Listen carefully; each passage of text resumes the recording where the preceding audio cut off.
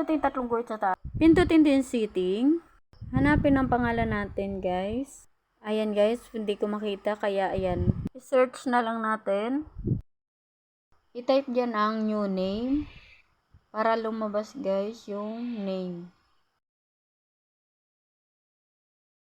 Ayan na, guys, name. Pindutin natin yan. Ayan, guys, pwede na natin palitan yung ating pangalan. Halimbawa, palitan ko ng future vlog. Pindutin yung review change. Ayan na, guys. Current page name, cute girl. New page name, future vlog. Tapos ilagay dito lang yung password.